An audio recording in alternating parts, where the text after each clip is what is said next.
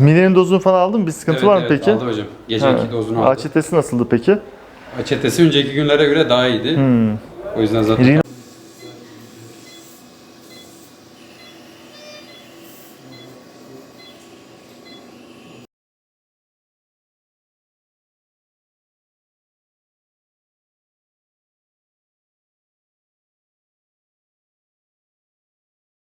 Merhabalar, ben operatör doktor Oğuz Akçakülü. Şanlıurfa Eğitim Araştırma Hastanesi'nde beyin ve sinir cerrahisi uzmanı olarak görev yapmaktayım. Hastamız daha önce kraniofaryngiyoma tanısı nedeniyle il dışı merkezlerde ameliyat edilmişti. Kraniofaryngiyoma beyin tabanında şah damarına, görme sinirine ve hormon merkezine çok yakın yerleşen bir tümördür. Büyüdüğünde baş ağrısı, görme kaybı, hormon bozuklukları hatta ölüme dahil neden olabilmektedir. Hastamız bize son dönemde giderek artan baş ağrısı, görme problemleri ve bilinç bulanıklığı şikayetleriyle başvurdu.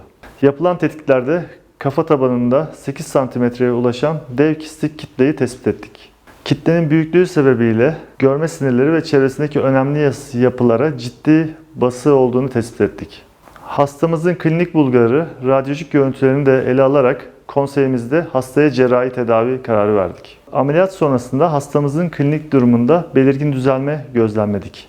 Takip ve tedavi süreci planlı şekilde devam etmektedir. Bu tür özellikle ameliyatlar deneyimli ekip, ileri teknoloji, multidisipliner yaklaşım gerektirmektedir. Hastamızın tedavisinde emeği geçen tüm ekip arkadaşlarımıza teşekkür ediyoruz ve hastamıza sağlıklı bir yaşam diliyoruz.